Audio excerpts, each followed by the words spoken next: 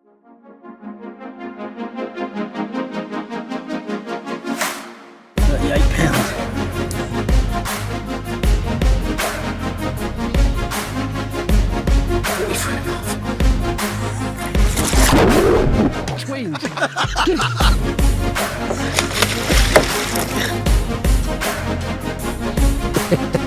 Cheers.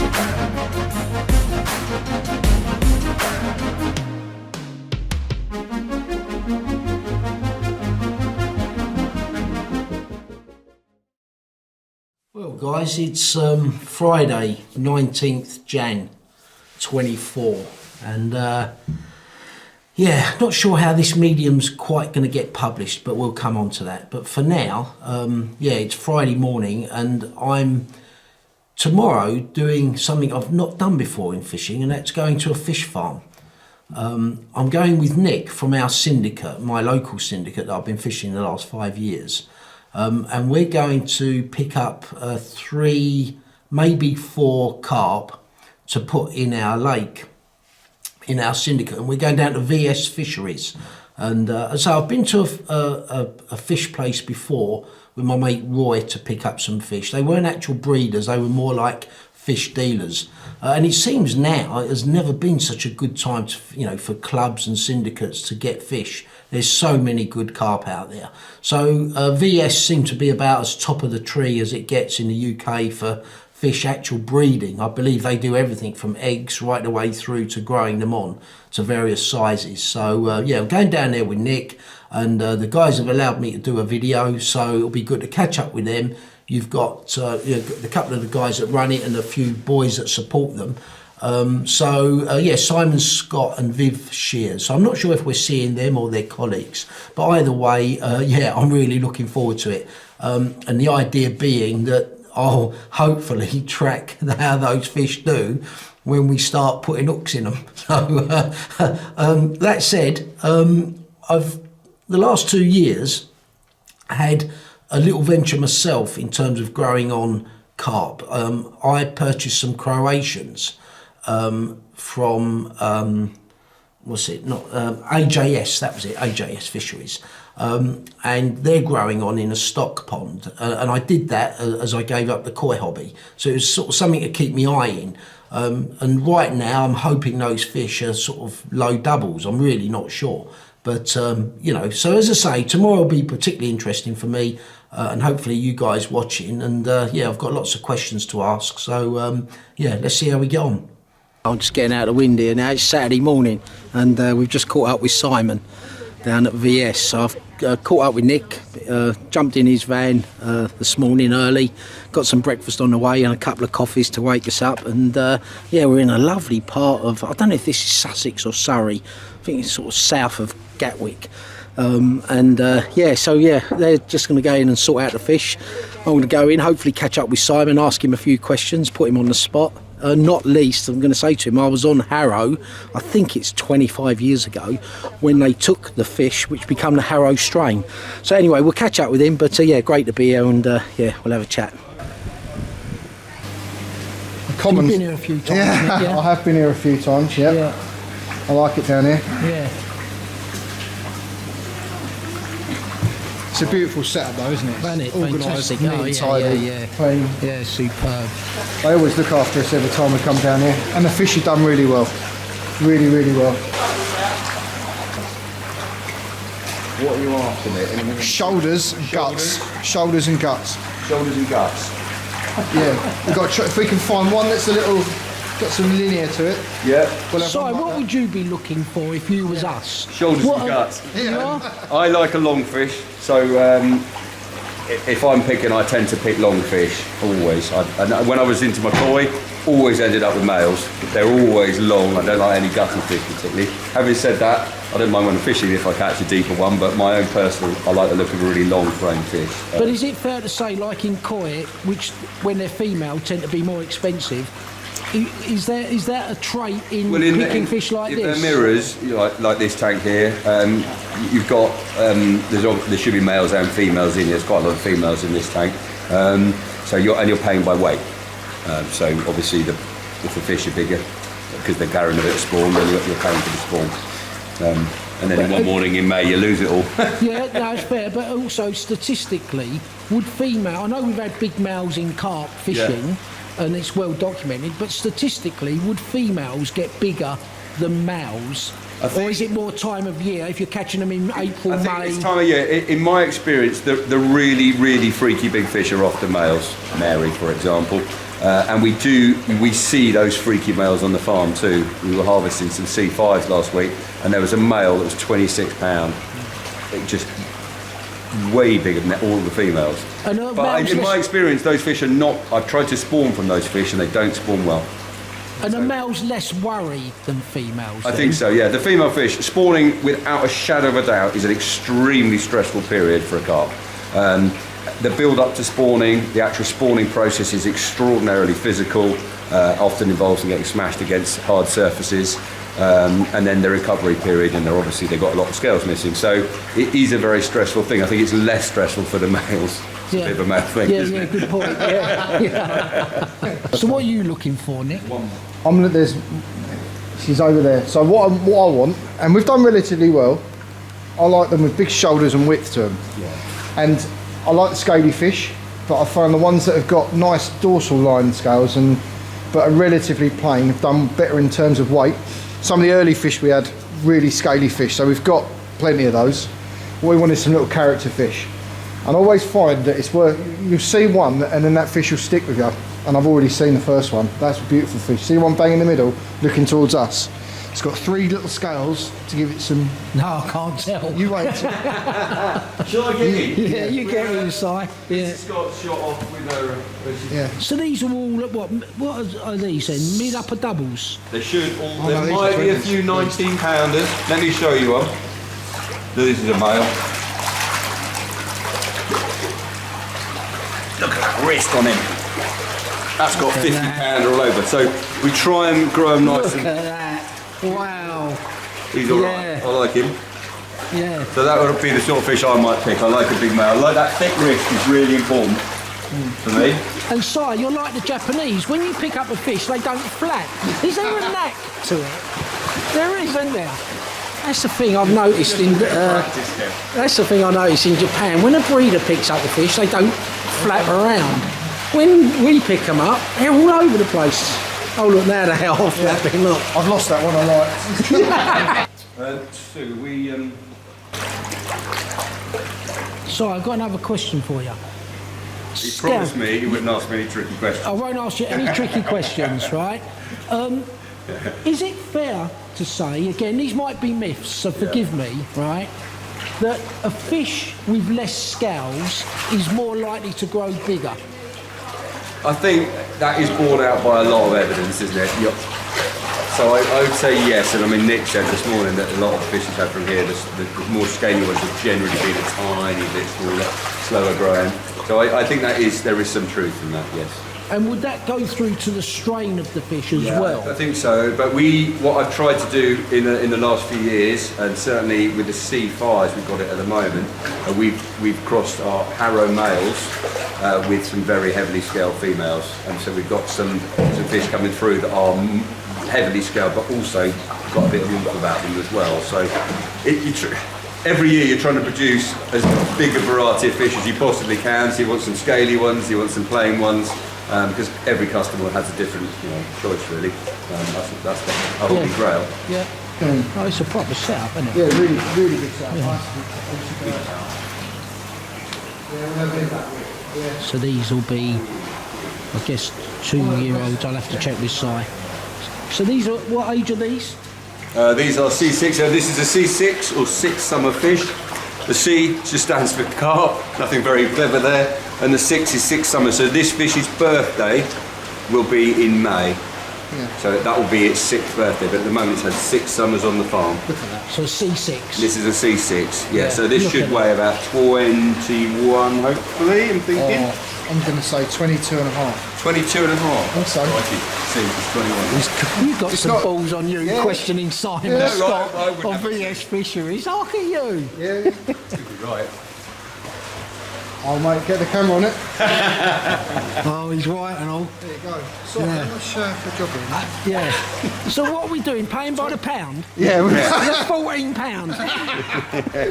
What we saying, was it 20? 23 and 22 and 3/4.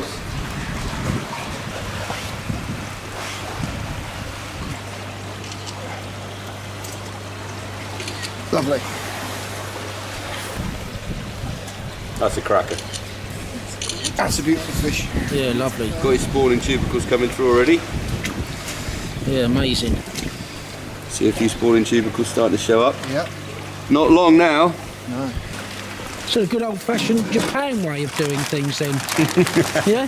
Because I was expecting to see aeration tanks in the back of his van and stuff. No. But I'm used to seeing this all the time, yeah. Yeah, the fish bags went well. Yeah. Sorry, Sue. Yeah, so that's a system there that I was seeing in Japan all the time, just bagging it with oxygen. When I jumped in with Nick, I thought he'd have a tank in the back, aeration and everything else. And I often wondered when you're moving just a few fish, if you can't just do it with bags and oxygen, and that's what we're doing. Then we're putting them in some fox unhooking mats just to cushion them. Anyway, that's the first fish, cracking fish that. We don't want dumpy, do we? Inside saying we want more longer, leaner. We want a mixture. Yeah. Yep. Varieties, spice of life. Sue, I'll have to get you on the camera and all and find out what it's like being the partner of a fish nut. I'm Yeah? a bit camera shy. Yeah. I don't think she'd be very confident. No, you'll be all right. Pretty girl like you, we'll get you on the camera. See, that's what I say. Yeah, there you go. Yeah. What a charmer. Well, yeah.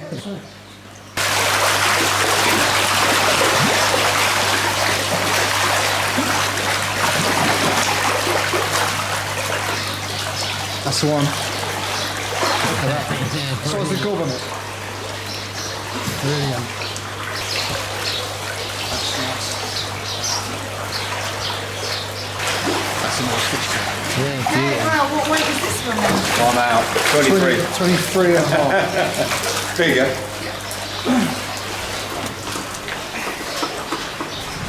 Again, another 12-pounder. 21 and 3/4. Yeah.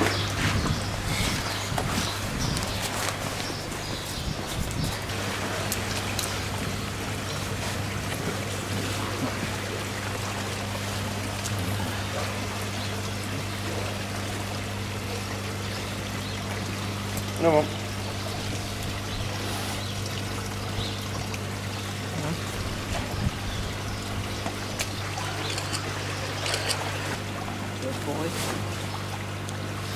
Well, he's done that before, hasn't he?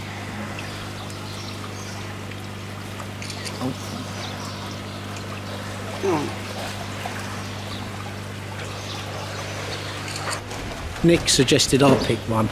I can't deal with that pressure. What I learnt in Japan picking koi was relying on people I trusted. So I'll rely on Sai, as I did when I was in Japan with Tony at Koi Water Barn. Tone, you pick. You know what I like. You know what potentially, not always, but potentially can do well, and then rely on the breeder, provided you trust them. So trusting Sai, which I would, I'll say to Sai, I ain't picking it. You show me one. That's how I'd do it.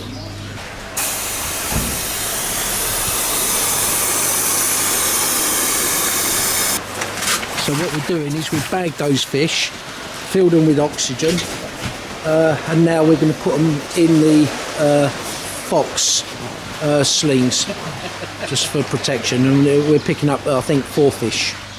Yeah, so in Japan they go in double bags with the oxygen, I think it's about a third water, 2/3 oxygen, and it's 24 hours door to door, coming over from there into Heathrow, then onto the dealers. It's always quite interesting when you're on the M25, you're stuck in a bit of traffic and there's a fish nutting out in the back of your van. What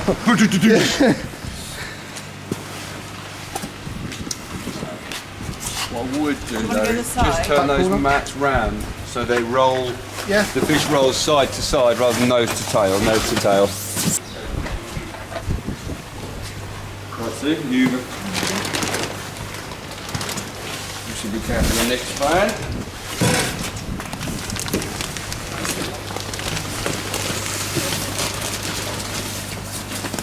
Can be Sean's one. Si, Yes, sir. Nick's given me the pleasure of picking one. Okay. But in my experience in Japan, with dealers and breeders I trust, I always ask them, you show me the fish you would recommend. Okay. So in trusting you, God. and then what we can do is, we can put it on our group and someone can pick a name. Well, I would, as I've already touched on, pick the longest framed male. That would be me every time. Right, you pick it, because I couldn't deal with the pressure. And I hope you're feeling the pressure, Si. Right, because this fish is going to be well documented. Right, so pick wisely. You might need Sue's help. I don't think you... No, yeah. Sue's highly reliable for Yeah. fish. Right, okay. They're all nice. But you're looking for a male, the long, slender shape, I'm yeah? trying to throw myself a swerve ball here, go a bit, one that's a bit different. Because that's that man I had earlier on.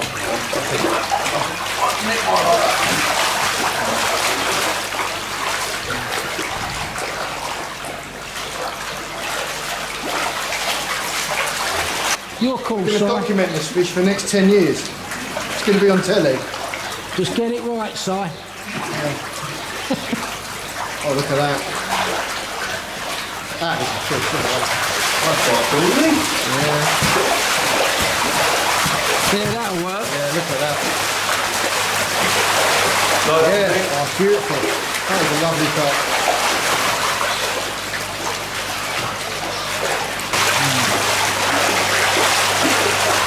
all right, in too, one. It's beautiful, no one else. Yeah. You call it, Si. I like the lot on this. You like that one, then you're happy with I love them. They're all good, mate. I think they're all beautiful. All right, What gave away this time? Oh, don't know. 21. oh. Yeah, he's got it again. He's a smart ass, isn't he? Yeah. I thought we caught him Hey, here when we got 21 here. Played pounds. them all this morning.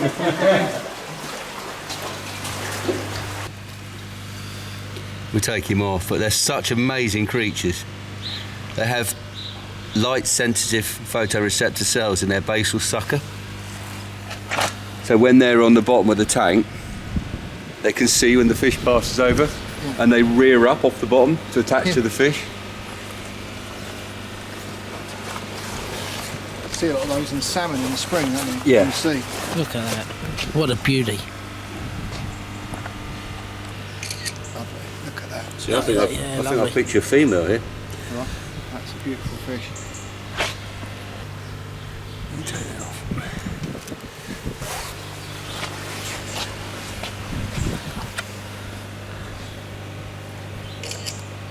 Yeah, fine, yeah. So yeah, we'll put that fish on the group, boys, and yeah, we can think of a name between us for that one. But yeah, very cracking fish there. Yeah, proper enjoyable. Then what we'll do is have a little break, and then I'll catch up with Si with a few questions I've got in my head. And yeah, it's a great morning. These are the ones I think. Are you this really extra? Yeah, I totally agree. If I was telling people, if people were setting up a fishery and wanting to buy carp, without a shadow of a doubt, I would recommend C4s and C5s to people. And why is that, Just Si? because they're young, vigorous, very, very adaptable. I always think the bigger fish, the C6s and C7s, they're a bit maybe pipe and slippers, you know. They've been on the farm 6 or 7 years. They've had a reasonably easy life. The water quality's been monitored, the oxygen's been monitored, their feed's been dealt out, you know, at a set rate. Suddenly they're in the fishery and they're getting caught on a pink pop-up in the spring. It's a very stressful thing for them. Whereas the C4s are young enough to better sort of go, okay, this is life now, and they settle in very quick. So I would, you know, I'd say to people, if you're starting from scratch, yes, maybe buy a big one or two, but don't fill your lake up with big ones. Where the big ones have done best are where they've got in really big gravel pits. You know, big spaces, lots of space, there's not too much stress. You will good. Quite hard to pick them in there. I do also find with these though, that they were the easiest to spot the obviously different fish. Yeah. So the ones that were in the tank that had like Arnold Schwarzenegger shoulders, if you're only picking one or two, you can take your time. Get the ones that obviously look like a different structure to the other fish, and they've actually gone on to do the best in terms of growth weights and how good they look. But The C4s, I would say, are definitely the size to stock about, for sure. And also, Simon, you were saying to me last time I was here, the paler ones are a slightly different strain, is that right? Yes. Cool, I mean, we were talking about this this in the car. So we've got different strains of brood fish that we have on the farm, and you can see certainly in here there's 2 or 3 different shades of colourings to them, and that was representative of the different bloodlines we have on the farm. So the darker ones will be more Lean or Sutton, the paler ones might be more of our Greys or the Harrows. And that, in the hatchery we try and do lots of different crosses, because as I touched on already, we want to try and produce 100 different looking fish. That's the perfect scenario.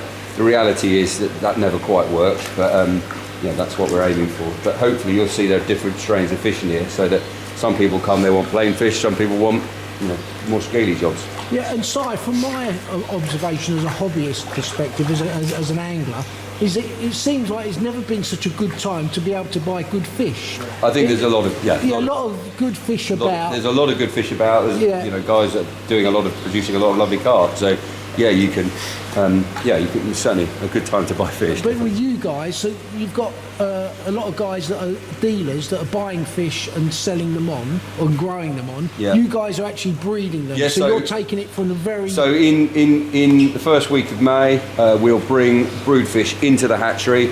I've actually I can show you some photos in a minute, Kev, but we've selected some blues, some of the bluey grey ones. We've got in the sort of my premiership pot at the moment, we picked some very big scaly males the other day, and a couple of big females, really big heavily plated fish.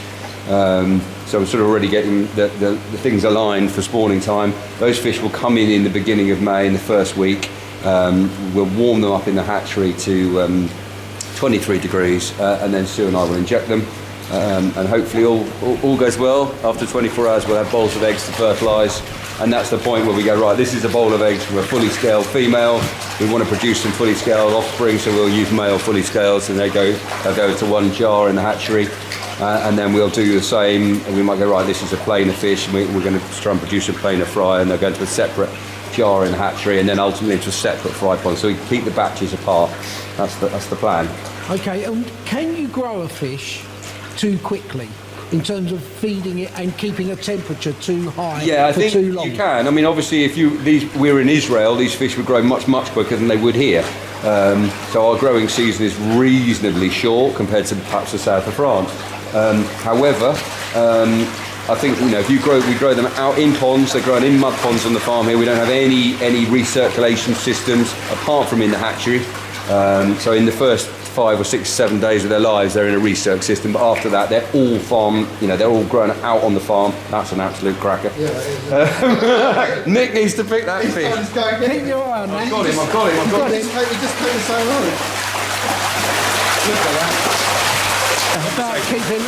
About growing them. Yeah, so they're not, you could set up a recirc system and warm it up and push them much harder and grow them in tanks, but you're not really producing a fish that's fit to go out onto a fishery. A UK fishery is a tough place to live. You get caught. But these are getting stressed now, these fish, all of a sudden. It's like you're seeing one fish get stressed and boom, they all get stressed. Look at that, yeah. Look at that. So this is one of the bluey greys that we've touched on already. You can see the colour difference really clearly on that. And what would you say that strain leads towards? How do you mean? You said that some of them were like Harrow crosses. Yeah, this will be a Harrow crossed blue-grey female. Yeah. So I think they're a bit different looking. They've been very, very popular. Yeah. We'll put those two in there, and then if you see one you don't like or like. You like him? I like him. Yeah. A drink, eh? Yeah. Look at that. Yeah. But if they were all like that, it'd be boring. Yeah. So if you get that one like that, so that's pretty close to fully scaled. Then you've got a very heavily plated one like that. Right through to a plain one. More like that. Big wrist. Yeah. I like that one. Go on then, in he goes. He's coming Little with starburst scale. It's difficult not to like anything you're picking up. Yeah. Good. Yeah. Right, just the four. That's us done. Good control. Me doing pictures. So C4s. This is a It's C4. £12. Lovely. Little scale. Yeah. Yeah, Yeah, cool beautiful. fish. Yeah, lovely. It went round it at 60. I can't see what the problem was.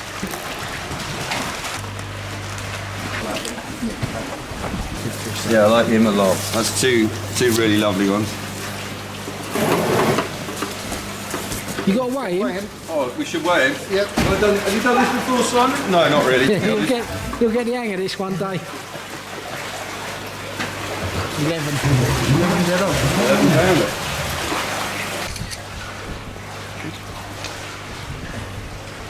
If you look down, she's got a bit rounded. She's So not. you're looking at the body shape side. Yeah. You're also looking at the vent, Yeah.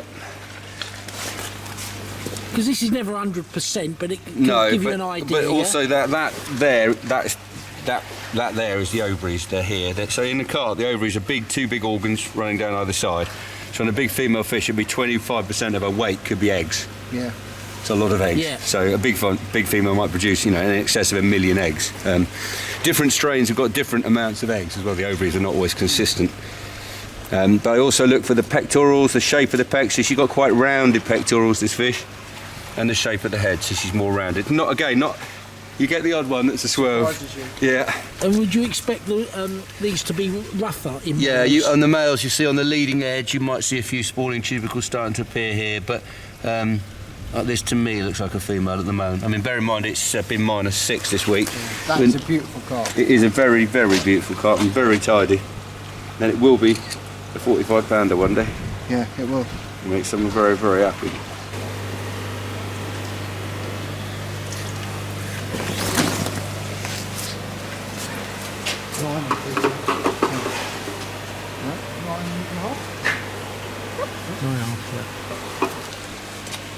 So what you're looking Yeah, for just, there, this Si, is- again, trying to sex it? Yeah, this is very, very subtle, but there are some what will be spawning tubercles there.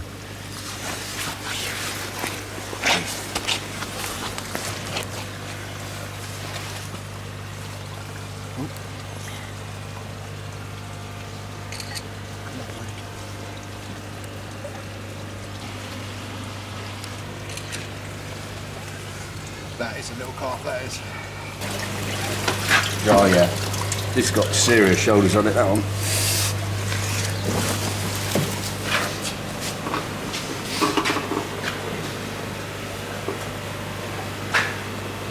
Yeah.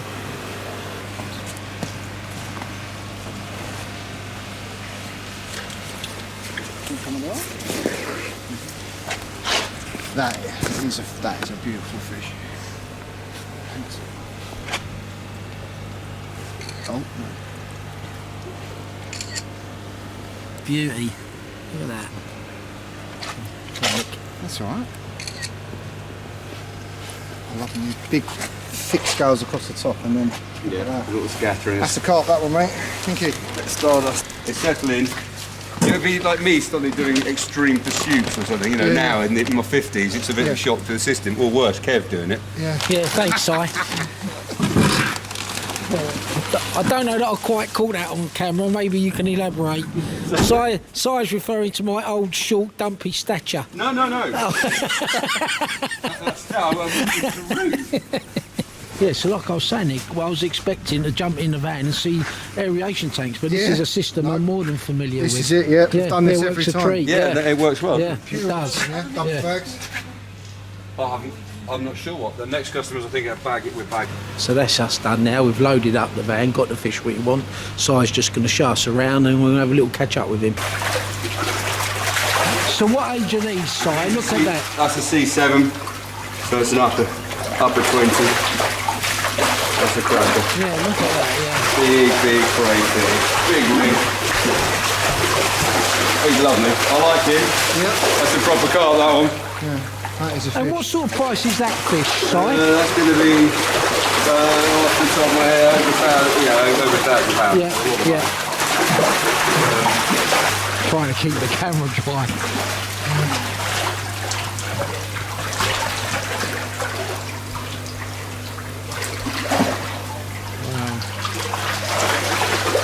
One of our pets. Oh yeah, this one broke. This is interesting to see. So So this fish damaged his tail. He's a male, and when we harvested him a couple of years ago, he broke his tail, and you can see how it's regrown, but it's grown back with a wobble. He's quite an angry character. He's an upper 20 as well. So here, you just reminded me of another question, Si. Sometimes we've seen fish that have had an ailment, some sort of issue early on in its life, grows on to be a really big fish. Yeah. What's that all about? Or is there something about used that? to work here and say if they've had a really tough experience in their life, it's almost like they go, I've survived, I'm going to do one of them really big, but I don't know. Yeah, it's more the exception than the norm. Yeah, But I'm thinking of one of them Gravier's fish. Yeah. The scar. Not scarred, yeah. Yeah, and all of that. And all of a sudden, it goes on to be the biggest. Well, we didn't sell him as a C6 because he lost the bottom lobe of his tail. I think probably now I quite like him. Yeah, he's quite a fish. Beautiful little fish. So these are some of the ones we graded off to keep. Should I go out? Oh, sorry, mate. So these were born last These were born May. on the... no, it's a bit later last year. Look, some of these are a bit... They're very dopey. So these are C1s right now, and these will be C2s come June. No, Will so they? they're C1. Oh yeah, it's a pretty one, look. That's a C1 now. So when was that born? That would have been last May. Yeah. So his first birthday will be in May, coming. Right, yeah. So it's C1, it's had one summer on the farm. Yeah. So yeah, we grade those off. These are ones that have come out one of the production ponds. Why is that one so bigger? So when were these tiny little ones hatched? All the same, they're all the same. So there's a These difference floaty ones then. in it. So you show us, if you can, so a really small one, Let me get one. right? So Yeah. given they're the same age, there's a huge difference in size, isn't Yeah, there? that's right. So there's a few sticklebacks. So these are the same Yeah. age Same age. as what we were just looking at Yeah, there. and the difference comes down to their head start in life. So if you're a little tiny carp and you start off and you're aggressive and you get even if it's just a 1 or 2% more food than your pond mates, you get a little bit bigger because you're very efficient at converting the food. And what happens is that little carp that's a bit more aggressive grows a bit quicker than his pond mates, so he gets a head start. And because he's that, let's say the difference is one's that long and one's that long, this one always, every feeding event gets a bit more food, so he just pushes that advantage and pushes it and pushes it and pushes it. So by the end of the summer you get the shooters like that, and you'll get some like that in the same pond. And what's interesting is, just because he's this big after a summer and some are that big, doesn't mean in 10 years time these ones aren't going to catch up. Oh really? Yeah. So the little ones do catch Yes, they can do. So what we tend to do is we'll grade the C1s and try and keep the sizes similar. Yeah. These were handled a bit yesterday. You can see we lost a few in the corner there. Yeah. So they need taking out. They were only graded yesterday. That's remarkable. That is. I mean, that's a huge difference. But it makes sense when you see a fish that's like that big and one that's that big. When they're fit, so one's, let's say, what's that going to be? Maybe 7 or 8 centimetres, and that's 4 or 5. This fish at feeding time is going to be able to get quicker into its mouth, more food than that one. Yeah. So the advantage he's got just gets bigger and bigger and bigger, and by the end of the summer, this fella will be up under the feeder like that. So we get some that are nearly half a pound after a summer. Wow. They grow very, very quick. But as you say, that's 10 years down the line, it can all change. It can change. Yeah.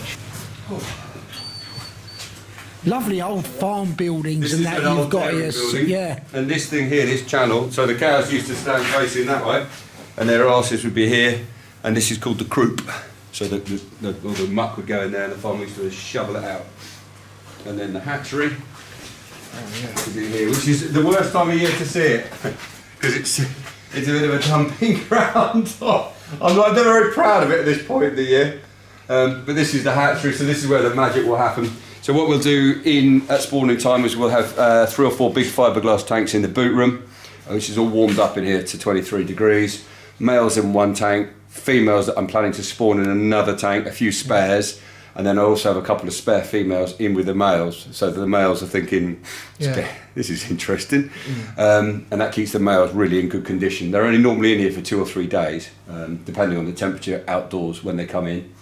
And then we select the females, they're anaesthetised, they're injected with a product called Overprim, and that stimulates the fish to release her eggs, so it's copying what would happen in the wild. and then the fish are stripped into Pyrex bowls, with glass bowls, in here, and then once you've got that bowl of eggs, we cover it up. Normally sits up here somewhere on the side with some kitchen roll over it. We then go to the males and we collect samples of sperm from all the various males, which are stored in syringes. We can keep that for 24 hours potentially in the fridge, but normally it's used quite quickly. And then you go, right, okay, as I mentioned earlier on, you get your fully scaled female, you're right, we want to produce some really scaly fish. So you get your fully scaled female, her eggs in the bowl, you get your syringes, 2 syringes, with one, you normally use at least 2 males unless you haven't got an option. So you use 2 males, sperm, in with the bowl, a few drips, mix it round. You would then add a product called fertilization solution, which is a salt urea solution. And at that point you add that. And why the magic need happens. for 2 males? Only just to cover yourself if one was producing poor quality sperm. So it's basically an insurance policy. There have been years when we did the original zip linear spawning, which was my zip I had, which I picked as a student. When we spawned from him, we used a Sutton female, and he was a big leany male. And we got the smallest single drip of sperm from him in the tip of a syringe. And Sue and I then drove back to Sparshot College where we were working. We put that tiny drip in a bowl of about 100,000 eggs, and they were all fertilised. So it's pretty rich stuff. There's a lot of sperm cells there. And all the zips, all the leathers, all the commons originate from that one spawning. And what size of fish, what's the youngest in terms of spawning fish that you work with? Normally the males could be 3, females 4. It's not ideal to have massive big female fish because you need more hormones. They're much harder to handle and they produce too many eggs. So to give you my drip on the end of my nose. So these are my Zuga jars, and you see at the moment it's a bit of a boxing station for fish going out. But one big female could fill all of these up pretty much. So to give you an idea, this point here, these are all squash bottles. This is 1 litre, and 1 litre of carp eggs is 100 to 120,000 eggs. Now that's more fry than we need to produce. So it's quite, you have to be ruthless and accept you're going to lose some at this point. So as soon as I've checked the fertility in here, which I can do up within a couple of hours, I will get rid of eggs. So there'll be a point in May when these will all be quite full, probably around the 7th or 8th of May, and then once I'm happy with the fertility, I'll reduce the number. So actually, you don't want the common mistake of people that try and do it, spawn rear fish at home, is to try and produce too many fish. Yeah. I see videos of tanks that are absolutely rammed with fry. That's going to be a disaster. It's making life really tricky for yourself. So it's better to have less and feed them right, and the growth is absolutely staggering then. So a stressful time for the fish, a stressful time for you, your colleagues and Sue. A couple of weeks, yeah. Yeah, because your livelihood's in here, well, isn't it? yeah, there's a few days, and this is very much my baby in here, so it needs to be. Yeah. You don't move from that spot. No, I do, and you need to hear all the system needs to be running. So these jars are upwelling. So you've got all these hose fittings. The water comes up through the jars, so they remain full, and the overflow runs back round into a tank. And then when they start to hatch, we connect them into long extension pipes which run into this. There they are, up there. They run into this tank, and we have big, very soft mesh happers that sit in here, and the fry are reared in there for normally about a week. So all I'm trying to do is get them from tiny little shards of glass to little robust fish that are ready to go out. In a week, you get them to a robust little carp. I'll show you some photos in a minute. Yeah, they grow incredibly quickly, but I normally run it at 25 or 26 degrees in here. Yeah. I'm feeding them about every 3 hours right through the day and night. So I'm literally in here all the time, and I'm just trying to get those fish as big as quick as I can, because the quicker they're out of here, the safer it is. If you have a problem in here, because it's hot, it can be catastrophic. So, and what are you feeding them at that stage? Artemia. What's that? It's a marine plankton. So you just literally batch culturing it in here. So I rear it normally about there, and it's salt water with cysts added to it, which are basically inert cysts, dehydrated. They rehydrate, and then within 24 hours at 28 degrees centigrade, you get this tiny, tiny little shrimp larva, and I'm holding it like that, but it's tiny, and that's the perfect size for your little carp who's only got a very small mouth. You can just go clunk and eat it. Do you know what, Si? You just reminded me, in my grow-on pond when I was keeping koi, no matter what I fed them during the time when there was hatches of larvae or stuff, in my filter system, as soon as that natural food come in, they were on that to ignore anything else you put they in, love it. artificial. As soon as you had some sort of natural food, boom, they were like focused Yeah, on it. but an interesting carp fry. When you look, when I fry, they're like that. Their eye is disproportionately large because they have no sense of taste or smell at that stage. So they are relying on something bobbing past them that stimulates them to grab it. So the sight is very, very important for them. So that movement is kind of a key to get them started. And do you know another thing that's gone in my head? You're either inviting me back in May or I'm inviting myself, because that sounds like an exciting You'd be more time. than welcome to Right, come. I'm coming I'm not back. quite stressed, but Yeah, no, and I want to capture that stress on camera. okay. Paperwork. You'll see how busy you are. So, a few questions. Go on. Just wind us back the years, Yeah. very quickly, as to how you got into this, how long it's been going. I started getting. I was into carp from about the age of 7, so I've been into fish all my life, and I was working at Sparshall College with Fisheries, and we talked about growing fish and felt there was room for other fish producers in the market. And Viv and I found a site at Hazelmere. Unfortunately, it wasn't the best site. The water quality wasn't quite right, but it got us started. And then I grew up in the next village to where we are now in West Sussex, and I got a phone call. I was sitting at my desk at Sparshall, and this chap said, a friend of mine's dug some ponds in West Sussex, and that was that. So I came out and had a look, and Viv and I came over, and So everything's on this farm? yeah, it's this farm, but it's a 22-mile round trip to feed the whole farm, so it's a big site. And we've got somewhere over 70 ponds now. It's about 50 acres of water. So how long has VS been going? I think we're about 17 years now. That's Right. a fairly long time. So I'm working back the years. I was on Harrow the day you guys took that fish. Okay, yeah, I drove up. Was it you? Yeah, then I that drove came? up and picked so him what up. year was that? I've no idea. It must be 20 years No, ago. it can't isn't be quite 20 years ago. No, Right. I bet it would be 13 or 14. I suppose. Oh, okay. Right. Yeah. So yeah, that was a great moment because we'd set it all up. Sue and I had the Harrow Wiltonians. The sort of committee had been to our house for tea and biscuits, and we talked through the plan, and it relied on a male original Harrow getting caught at spawning time, and I wasn't relying on it that year because I thought, it's in June, the start of the fishing season, so we'd have done our spawning here already. And then anyway, I came out of the shower and she said, "Your phone keeps ringing." Picked it up, and that was that. And so I went to Sparshall, got myself a minibus and a trailer and a tank, drove to Harrow, picked up a fish that I think is still called the donor today, and brought it back to Sparshall. I injected a female Sutton fish in the hatchery. She injected 2. They spawned that night, and I used sperm from that male Harrow, and that was the start of our So Harrow I bloodline. would associate you, VS, with Harrow strain fish Yeah. and Sutton strain Yeah, fish. yeah. Did you do a similar thing with Yes, Sutton? we did then? a similar thing. Yeah, so that's Right. going way back, even further. Okay, yeah, So got we it. still got those bloodlines on the farm. And have you still got that Harrow fish alive? No, he went. He literally.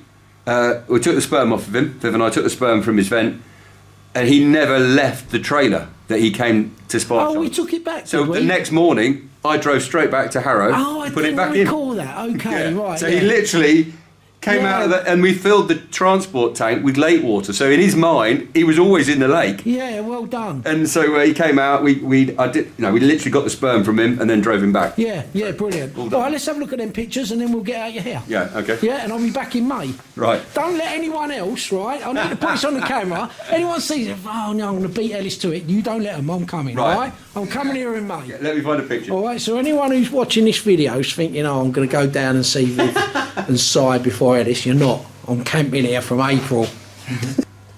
Right, So there's a bowl of eggs in the hatchery, yeah. and there's Will stirring the bowls of eggs in the hatchery. You can see he's been up all night spawning fish. So there'll be about 200,000 eggs in those bowls. And then, so that's the 24th of May. And then if we skip forward a bit,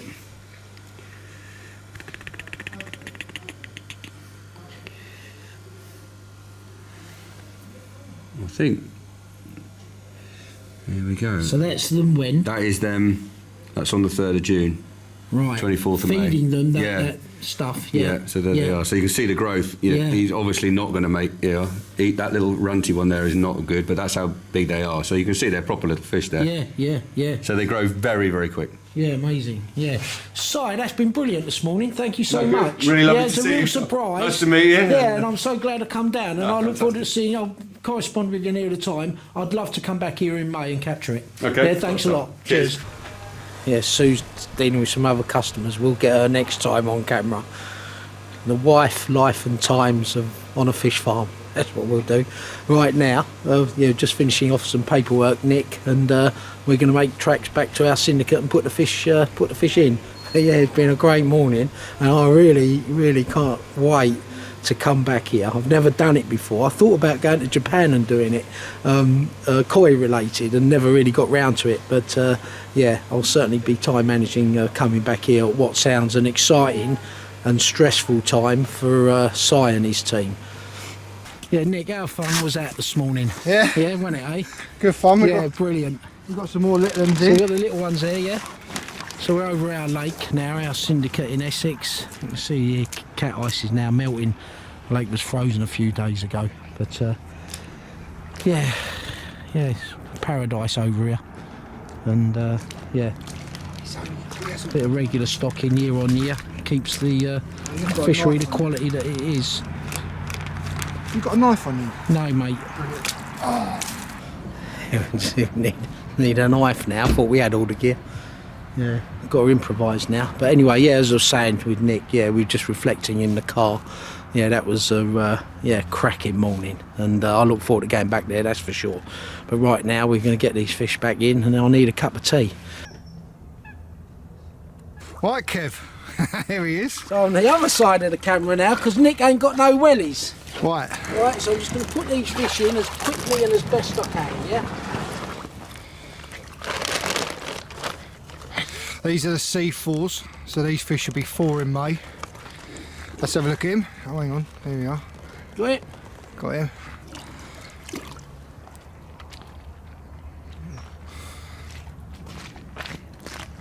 Off he goes.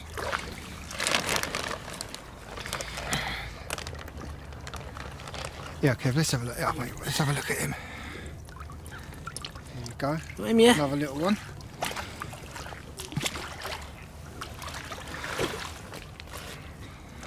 Another C4. Oh, that's a beautiful little fish that is. Have a look, hang on. Beautiful.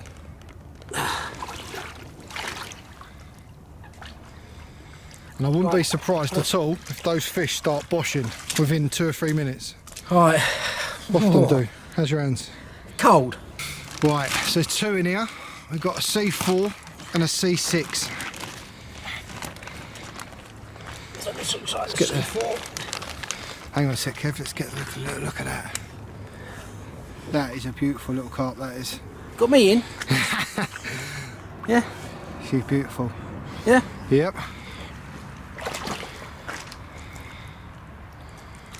She goes. And then a C6. This is one of the- Was this one, Nick? Oh, I can't remember, they were 20s, weren't they? 21, 22. That is a nice fish, that one. Hang on a sec. On it? That is a nice carp.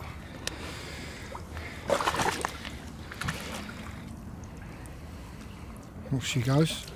Happy days. Right, we're off. Yeah. And the last 2 C6s here. These fish are low 20s.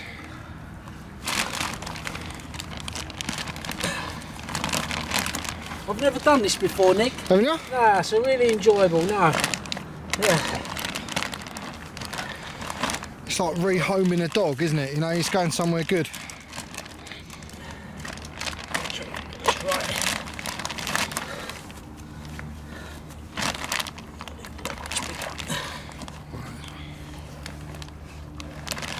Let me just get in on him. There we go. That is a nice fish. Right. Yep. Yeah.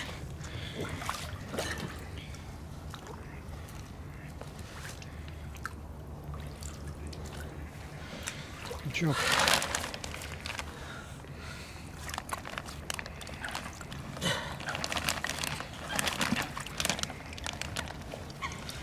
Nick.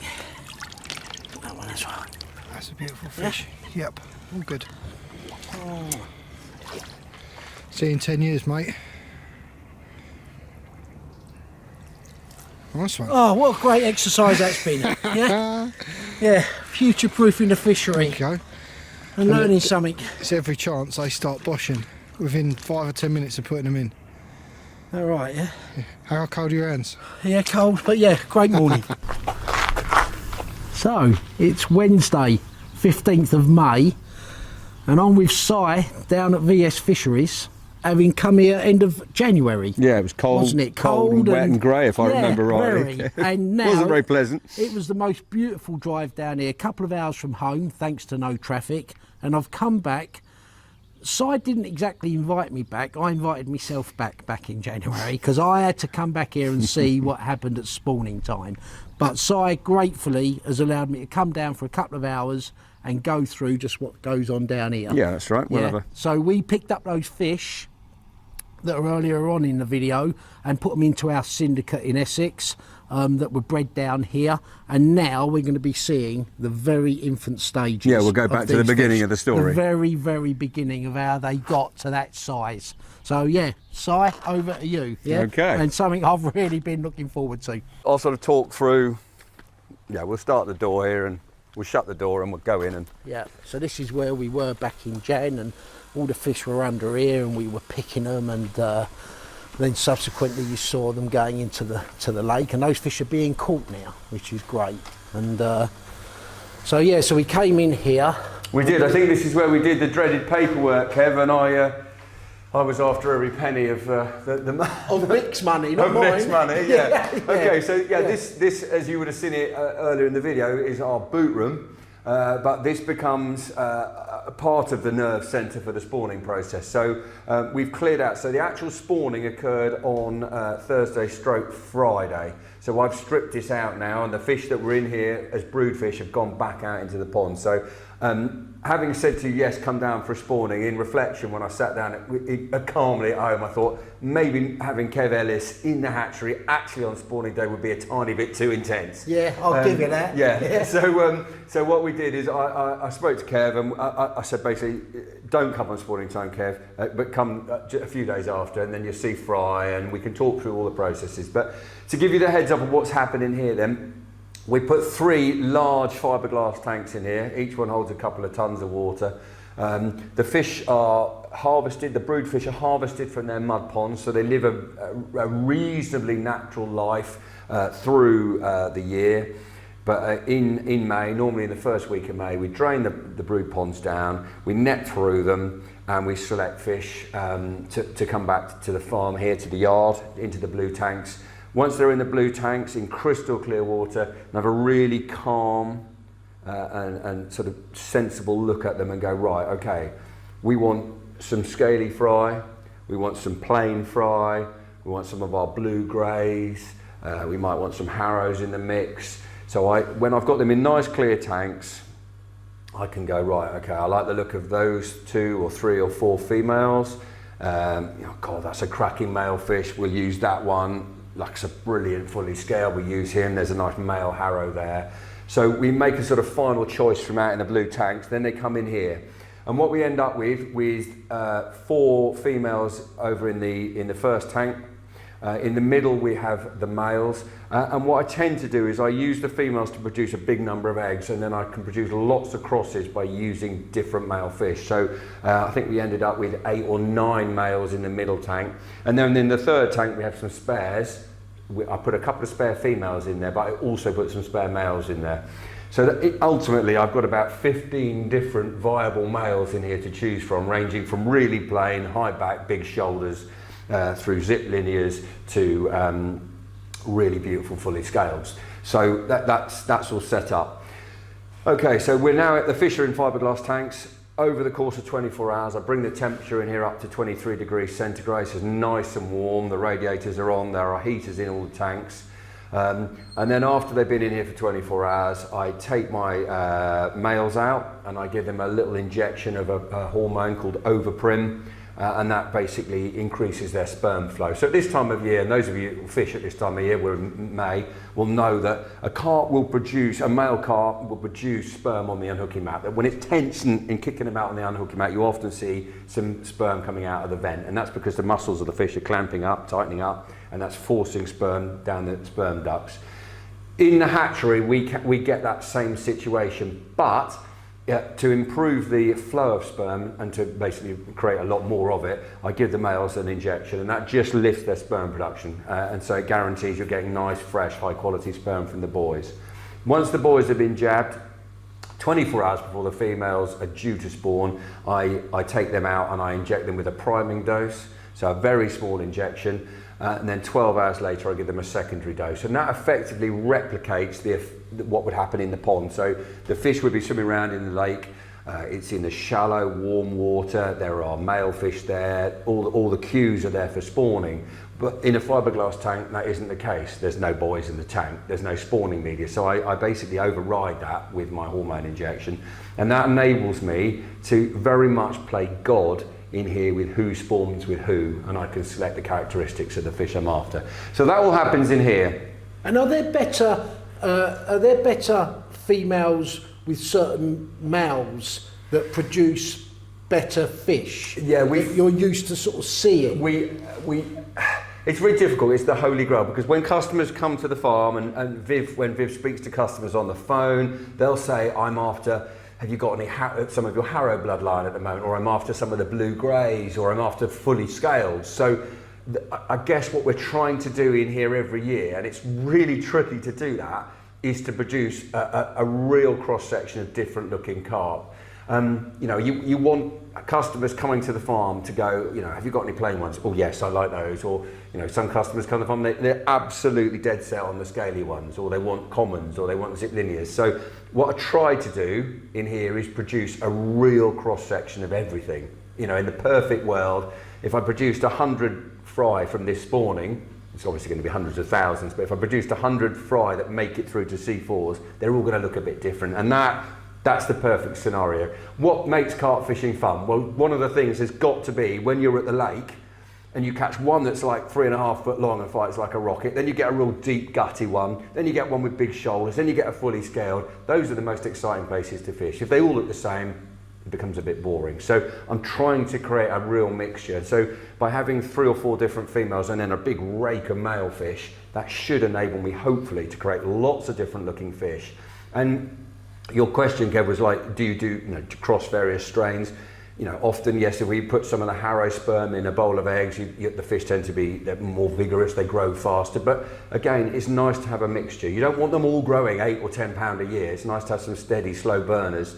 And if they put on 2 or 3 pound a year and that keeps going for 20 years, they're still going to be really big fish. So in the modern fishery world, customers often want fish to grow really big. Oh, my fish have got on 10 pound a year, but with an eye on the future, that might not be healthy to grow really, really quick. So I like to try and mix it up a bit so we can have a bit of a mismatch. Yeah, that makes sense. Yeah, so that happens in here. So injections are done in here. And this was all done last week? Yeah, so this all happened Wednesday and Thursday. And then Thursday night, all the jabs are done. I come in here and I'm just keeping an eye on the females all the time, because as soon as the female fish start to release their eggs, you start to see a proteinaceous foam forming on the surface. So it goes like bubble bath. You lift the lid up, have a little look. No bubble bath, nothing's happening yet, it's all quiet. And I'm sleeping just the other side of that wall, so I hear it. I hear every little splash, crash, bump and bump. So I'm listening out for that. And I come in here every sort of half an hour and I have a little lift of the lid. And I came in here, first thing in the morning, and sure enough, there's some foaminess in the water, so I know one of the females is ovulating. So what we do then, I go hop in the tank, work out which fish it is, and for the process of getting the eggs out, the fish come out of the tank, they're anaesthetised, so they're sedated. So from the fish's point of view, there's a massive reduction in stress. And then the fish are what we call dry stripped. So they go in the anaesthetic. They come, once they're anaesthetised, so they roll over, they lose consciousness, they come out of the anaesthetic, they're then rinsed off in clean water to get rid of any anaesthetic away from the vent, because that would have an impact on the eggs. And then we strip the eggs into Pyrex bowls, glass bowls, nothing particularly complicated. And that happens normally just about here. So the fish are stripped into the bowl, and it's a bit of a two-man job. One person is massaging the fish to get the eggs out, and the second person is collecting the eggs into that bowl and playing goalkeeper. What we don't want to have happen is the carp end up in the bowl and the bowl goes on the floor. So we keep that bowl, and once the bowl's stripped, the eggs are then put into the hatchery out of the way, and then we'll check the other fish. So the eggs are always kept over there out of the way of any chaos in here. So those eggs are dry stripped, and effectively they can stay like that for an hour or two in that bowl without any real deterioration.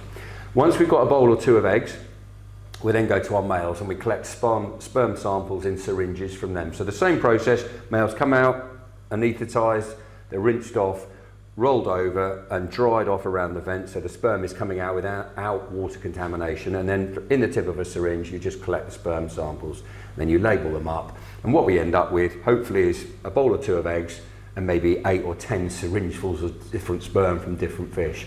At that point we move next door, and then we go through the process of adding sperm to the eggs. And then once the sperm is mixed and we've labelled the bowls up so we don't end up with a real mishmash, you go, so right, we've added, we've got a bowl of fully scaled, for example. We've got a bowl of big plated female with a zip linear, or a blue female with a zip linear. Once we've got to that stage, we then mix up a solution which is called fertilization solution, which is warm water, mature tap water at 23 degrees, and that's got salt and urea in it. Mix that solution up, and then you pour that on the eggs. And at that moment, the sperm becomes active and it's trying to fertilize those eggs. What's urea? It's urea, the chemical urea. Oh, right, okay. So urea, salt, and you mix them into the water. So into 10 litres, it's 40 grams of salt, 30 grams of urea, mix it round, it dissolves away, and that's what we call fertilization solution. And that solution enables you to water harden the eggs over about an hour and 20 minutes. So you're stirring the egg mass round in a bowl for about an hour and 10 minutes. And what happens is when a carp first produces its eggs, they come out very soft. On your fingers, they're almost sort of sticky and soft. And over the course of they come out compacted, and over the course of an hour they take water on, they swell up. They are inherently incredibly sticky. So for a carp in the wild, it produces 500,000 eggs that are very, very sticky. And that stickiness is important to the fish in the wild because it means that their eggs are going to stick to aquatic weed. Because if they sink to the bottom, they're going to be eaten by benthic dwelling invertebrates, fish perhaps. So the fish is trying to spawn in the weed, and that's where it wants its eggs to stay. But that stickiness is no good for me in the hatchery. It caused me all sorts of problems. So we have to strip that off. And for an hour and 10, hour and 15, we rinse them in this fertilization solution. And the eggs, you can see that the volume of eggs swelling as they take on water. So they go from like sort of flat, and it's like a football, a children's football that's been deflated, and then we basically pump it up. And you can see that happening in the bowl. So the egg mass swells up. Then after about an hour and 10 minutes, we rinse it in tannic acid, so a solution of tannic acid, and that takes the final stickiness off the eggs. And after that, once they've been rinsed again with the fertilization solution, watch the door, we then put them into the jars. So the eggs then go into the jars. And from then on, you can then check the fertility of the eggs. Very quickly, within an hour or two, you can see the cells dividing. After 24 hours, those tiny eggs have already got a little backbone, and there'll be a little kicking tail in the egg. So if you look down the microscope, you can actually see after just 24 hours after they're fertilised, there's already a little tail in there. 48 hours, there's clearly eyes on the eggs. You can see the heart beating down the microscope.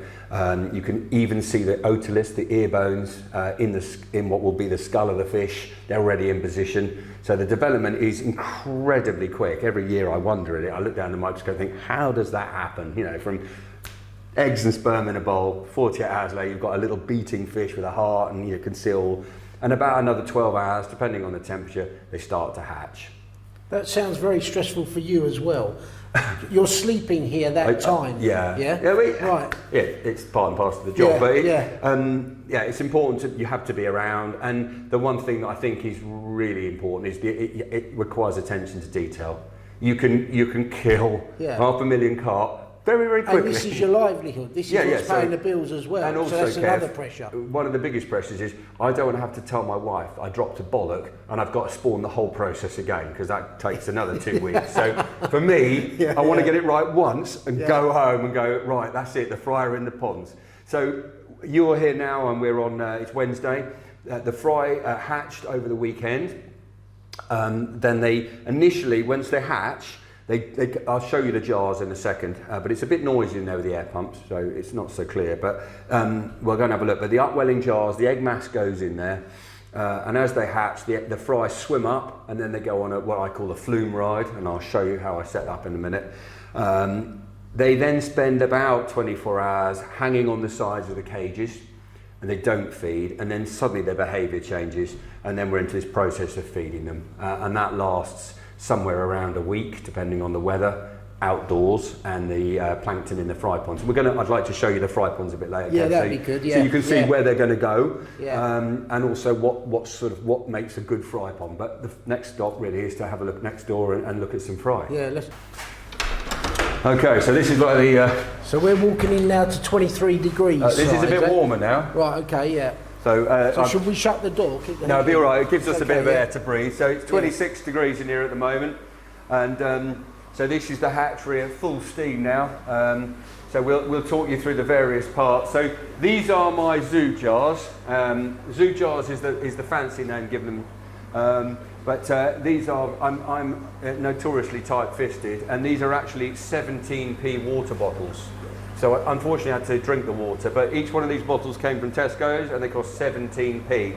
So I plumbed them in, and this system is a pump. It's pumping water up to the header tank up the top there, and then the water's coming down these 6 tubes. These are just garden hose. Comes down, comes through underneath the jars. There's a tap, in through a hose fitting, and then into the jar. And what you're ending up with, these are the crosses that we've done this year, fully XLs, big plated female with the same 3 male. These are 3 male fully scaled that I use, so there's going to be 2 really, really scaly batches. Then I've used the blue of, another big plated fish with a zip linear and some blue males. Then here we've got a big plated female with a Harrow fish and another big plated male, really cool looking fish with like big drop scales. Down here I had some spare fully scaled eggs. That's the same cross as the first jar. And lastly we've got a blue female with 2 blue males and also a zip linear. So hopefully within that lot, all being well, we should have some extremely perfect fully scaled. So I've used 3 different male fully scaled with my female fully scaled. I've used the sort of classic, really tight, but like a common but almost expanded fully scaled male. And then I've used 1 really, really big plates and then 1 more random looking. So trying to create, again, a mixture. Then I've done the same 3 males with a different female. So they're going to end up in 1 pond together. Then these 2 are going to go into separate ponds.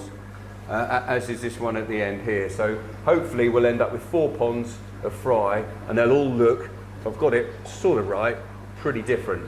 And then when we harvest those fry out of the fry ponds, we'll mix them together to create hopefully what will become our production fish that will grow on. And certainly within that you should have, well, as I said earlier on, have you got any fully scaled? Yes. Have you got a zip linear? Yes. Have you got a common?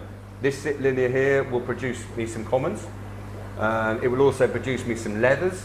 So having a zip linear male used in here will give me some commons and some leathers, which is obviously they're popular, and some zip linears. So I'm going to get a few zips scattered through. Hopefully we've got a bit of the Harrow bloodline in here. We've got some blues. So we're trying to tick all the boxes. So the eggs go in here, as I've mentioned earlier, 24 hours. They've got a little tiny tail. 40 hours, you can see eyes, beating heart, ear bones. After about 56 hours, maybe a bit more in the warmth of the hatchery, they start hatching and the fry head up, and then they go out the top of the jars. And then what I try to do, there's an outlet pipe here, and then what I do, once I'm happy with the fertility, just before they hatch, I will reduce the number of eggs. And that might seem really brutal, and I'm the first person not to want to kill a fish, but one female fish could easily fill 3 or 4 of these jars up. So that would be far more eggs than we'd ever need on the farm. So to give you an idea of the volume, this line here, that's 1 litre to there. So if you take that, if this is full of eggs, that's 1 litre. That there is half a litre, and you've got a quarter of a litre at the bottom. So to give you sort of numerically what that means is, if we've got a litre of eggs in there, that's between 100 and 120,000 eggs. Right, yeah, So that a lot gives of you eggs. some perspective. It yeah, does. Now, yeah. we only need to produce at VS Fisheries around 100,000 carp C1s every year to fulfil our sales and also to stock all the fish on, and obviously there'll be some natural wastage. For example, the kingfisher might have a few. So if we aim at about 100,000, so I'm going to end up, it's not quite as straightforward as saying I've got 4 fry ponds and there'll be 25,000 in each, but roughly, and I want to cover all those different crosses. So there's a point when I've checked the fertility and I can see the egg quality is really good, I'll go, right, these look fantastic, actually only need about 30,000 in here. So I'm afraid I just literally siphon them into a bucket and then they go on the grass. It's a big mistake, and one I personally made, and I know lots of people do. They try to keep too many alive. You're compromising the quality of all of them if you try to keep too many. It would be like a farmer going, well, I've got a 100-acre field, so I'm going to put 1 million sheep in it. They could all stand there, but they wouldn't be able to find enough And I've grass. heard that mentioned in Japan with the Yeah. koi breeders. Yeah. That there's only a certain amount that they can actually You can't keep them deal all. with. Yeah, that And makes perfect And you sense. have to be a bit hard-nosed about it and think, in the wild, less than 1% of a female carp, the eggs she produces in any year, are ever going to survive. Often, none. Yeah. Because they are incredibly vulnerable, particularly when they're very young. And to get to 3 pounds or 4 pounds and be sort of past most of the predators and a cormorant, that's 2 or 3 years' time. So most carp that are ever laid as eggs in your fisheries around the country perish within a week or two. You just made a good point there, Si. I'll just pause there. Yeah, the point you just made there, when you hear on fisheries, people say, oh, that was a good spawning year. And then other years, it's like we don't see any fry. Yeah. Does that make sense? Yeah. Some years, all of a sudden, you get a load of fish, Yeah. and they end up, growing in the lake. You get some recruitment. Yeah, get some recruitment, and then other years, you don't see nothing. It's very common in most fisheries, in a wild fishery situation, it's very, very common to get absolutely no recruitment to the adult population. Because they've all been predated. Because they've all been predated. So if Yeah. you think of a carp hatching, first of all, before it even gets to hatching, so you're a carp spawning, you scatter your 500,000 or 1 million eggs all along the marginal habitat, in the weeds, and then the first thing you notice is the ducks turn up, the swans turn up, the tench turn up, the bream turn up. Everything, including the parent carp themselves, eats that spawn. So it's not beyond the realms of possibility that of your 1 million eggs, you might be down to 100,000 that ever hatch, because the swan, if he gets on, I've watched swans eating carp spawn, they don't stop. They sit there for 4 days and they literally stuff themselves on it. And all the time there'll be tench beneath the surface, hoovering up, bream hoovering up. So the eggs are absolutely battered by the sort of birds and fish initially. Then your little carp hatches, and it's only like a tiny, tiny shard of glass. The first perch that swim past goes, all right. Yeah, so they're proper up against it. Oh, yeah, beyond what you can possibly imagine. Yeah. I've watched shoals of hundreds of thousands of perch like this, like 1 to 2 inch perch, going along like locusts. And you can see their little mouths going, and they're just ploughing through the shoals of little tiny carp, and they'll eat thousands of them. So within a month, our 1 million eggs might be down to just a few hundred that have survived to this big. Of course, and then the kingfisher goes, oh, they look really tasty, so he has a go. Then the heron has a go, and then make it to the first winter. And perhaps in the wild, they might be that big. The pike still eat them, the perch still eat them. They get a bit bigger perhaps. Then the cormorants turn up, and the cormorants go, perfect. And of course, in January, they're all sitting quietly on the bottom. The cormorants find them, and they batter them. So they've got to get through probably in the UK about 3 years to get to that sort of size without getting eaten. So Yeah, for which is a challenge by the sound of things. That's Yeah. one lucky carp. Oh my God! If It is. it- We're yeah. talking like the absolute pinnacle. So, Yeah. of those million eggs, it's very conceivable that every single one has died within a month. On a good spawning year, if the weather's good, the pond has got not much predation, not many other fish. Particularly in muddy farm pond situations, you get some survive. But it's massively stacked. And in your average big gravel pit, no chance. Yeah, yeah. So in here, I have to make that call, and I will siphon out a number, and I'm afraid I'll end up with maybe 20,000 fully scaled, 37,000 in this cross. So I go through and I have a bit of a plan of what I want to keep, and I know which ponds they're going in, roughly. So I can go, and I literally take this bit of hose, and it might seem very mean, but I put it in and I siphon them into a bucket, and that's them gone. I don't want to put them in one of the other farm ponds because those little fry might then eat the food that's meant for the other fish. So we have to make a call, and that's done. So it's difficult. Well, that's really important. And one of the things that most commonly get asked at this point in the year by young guys, anglers, well, not just young guys, but guys that since spawning, they've collected some spawn and they send me a little video. So I've got all these fry, what do I need to do to them? And I normally have to say the first thing you need to do is tip 3/4 of them away, because you've got too many. Because if you try and cram too many in, then none of them are going to make it. Right. So yeah. that's yeah, a no, really that makes important perfect lesson. sense. And no more important than it is here. So Yeah. we end up with maybe 100 to 120,000 viable eggs hatching in here. Then what I need to do is set up what I call my flume ride, which is over here. Looks fantastically complicated, but it isn't. And what's happening here is every pipe coming out of these jars is going down a pipe and into a cage. So we've got 4 cages here, Kev. Cage 1 over here, and then cage 2, cage 3, and cage 4. So that's my 4 different crosses this year. I've got 4 fry ponds, and I've got my 4 ponds lined up. So cage 1 has got this batch in it, F, and so on and so on. So I've split them up, and I can potentially put 2 batches together. So I could, for example, have 2 going down this tube into the 4th cage if I wanted to. So if I had 2 to blend, I can do that. So for example, tank jar A and B have ended up in the same pot.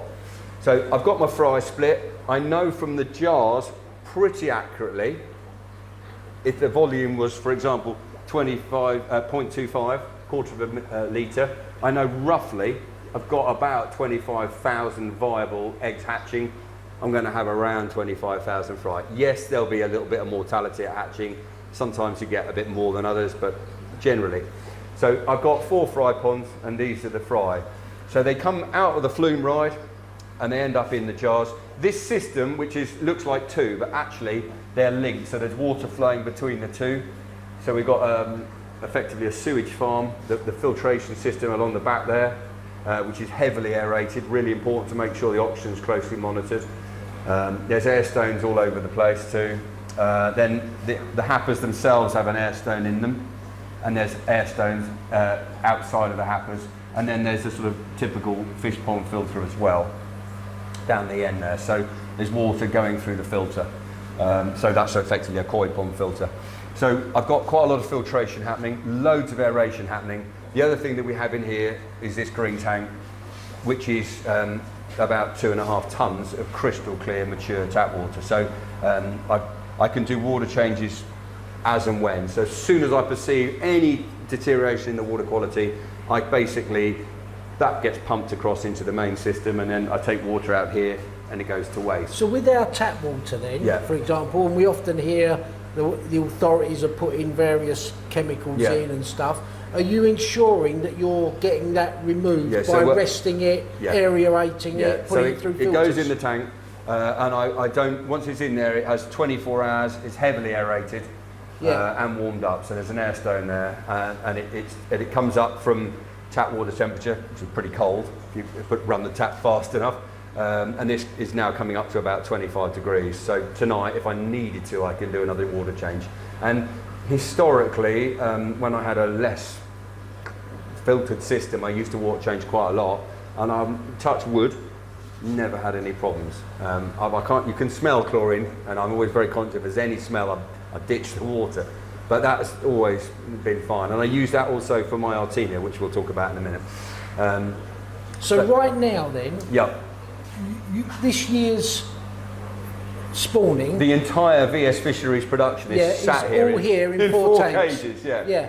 So going back to what we said earlier on, if I manage to drop a bollock in here and I miss something, I could kill 120,000 fish very quick. So it's really important. I'm in here a lot at this time of year. I come in like a lot, and I'm feeding the fry a lot, but I'm also checking the water quality, keeping an eye on the tanks, checking everything's right. They grow incredibly quickly in here, very, very quick. And we're going to look at these shortly, We will. because these are, what, They've- 3 they've millimetres had- long or something? They've had 3 days of feeding now, so Right, they okay. they are from shards of glass to what you'll see in a minute in 3 Okay, days. yeah, yeah. They've got another 3 days in here before they go out. So what I'm doing in here is taking them from that tiny shard of glass stage, which is their most vulnerable. They've got virtually no food reserve at that point, and they've got a very, very tiny mouth, and I'm going to grow them that first few days out of that really risky period. They'll start to turn into little fish, they're more robust, and significantly, effectively when they first feed, they've got a very tiny menu. You can only eat really small things, because they can't bite it and then chew it off.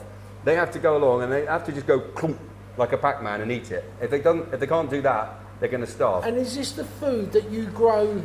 Did you tell me you grow that food? Yeah, here? that's what's happening here. Oh, that's that. But yeah. in the wild, that's often missing. So if there aren't the right plankton in the pond on day one, they starve, the whole lot. Right. They're just not going to survive. So when they first feed, they have got an incredibly small menu. In a week in here, I grow them from that to that, and of course, the menu gets bigger. So I can put them out into a fry pond, which is full of plankton. We'll have a look at that later on. They're all four hooching with it. I need to get them so they can confidently go out and then hit that plankton that's naturally now in the ponds. We've got that set up. Can they eat Daphnia? No, they could now, after 3 days, eat the smallest Daphnia. Right, okay, in another yeah. 2 days, there'll be a bit bigger Daphnia. Yeah. And so when they go out, they'll be cropping the rotifers in the pond, but also the small Daphnia, and they grow incredibly quickly if you get the pond right. 35,000 very, very lucky little carp going into a very beautiful pond which is stuffed with plankton. Hopefully by the autumn they'll be 6 inches long. Well, like you said then, so as soon as they're in the natural environment, Yeah. if there's no food for them that first couple of days, they're dead. Yeah, they stop. Boom. Yeah. And that will happen in loads of lakes, particularly gravel pits. So if the gravel pit's crystal clear, it might look lovely for a 50 pounder, but if you are this big and you only eat tiny rotifers, You're not picking up a tiger nut. the 14 mil ball is just going to be off the radar. Right, They can yeah. swim past it all they like, go, Yeah. smells odd, but they can't eat it. So it's, that is another thing that kills them in the wild is there isn't the food. Yeah. So that's quite a But big... this is nature then, isn't it? Because Yeah. if these fish were surviving at a much higher rate, there'd be no room in the waters because there'd be No, too and I many wouldn't have a fish. business. And you wouldn't have a... Yeah, exactly that. Yeah, So, yeah. we are in the UK at the northern edge of a carp's geographical range, really. Certainly when you go further north, I'm in southern England here, and we do get some spawning in the ponds, and sometimes we get some recruitment. But the further north you get, as it gets cooler, it becomes more tricky for them. So, but that's why the business works well, because you couldn't rely on a natural spawning. We get natural spawnings in our ponds all the time. So the last weekend was very warm. We had lovely sunny weather, and all around the farm now, 70-something ponds. In the year classes where it's appropriate, they're age appropriate. Obviously, the little fish haven't spawned, but the C3s, some of the C3s, but mainly C4s, C5s, and C6s. There's spawning going on all over the place. Fish thrashing about in the eggs everywhere. Millions of carp being produced. So, for example, our big pond down the bottom, which I'm going to show you in a bit, there's 600 doubles plus in there. That could be 300 or 400 million eggs. It's a lot of eggs. So we will get some fry, but you wouldn't want to rely on it, because if we have a really cold summer, they might only be like that. Whereas these, the chosen 120,000, they go into a specially prepared fry pond. They're fed on specially prepared food. They're monitored. There's predator netting over the top. They get belt feeders with automatic clock feeders that are feeding them all the time. They grow very quick, and the wild spawn fish might be like this, and you might get a few bit bigger, but we can produce our first year fish after 6 months, they'll be like that. Yeah. And they are perfect to then grow on for the next year, and so on and so on and so on. Yeah, and protected from predation Yeah. and everything else. Yeah, so we You're might- handling these yeah. with kid gloves. Yeah, so this is Yeah. the chosen few. Yeah. We may, if we drain a pond, for example, some of our C5, C6 production ponds, and we find some nice big fry from this year's spawning, we might go, well look, actually, there's a few hundred here. These look a bit different to the ones we produced in the hatchery. So in the interest of trying to mix things up as much as we might take those, we'd probably give them a treatment to prevent any contamination of the fry, the farmed fry. But we might take the naturally spawned fish and add them to the pot. Because, as I said earlier, we want to try and create lots of different looking fish. So if we come across a batch that looks really different, we'll, you know. So we've got here 120,000 Yeah, there's fish. give or take ish. 120,000 yeah, fish, okay. yeah. Yeah.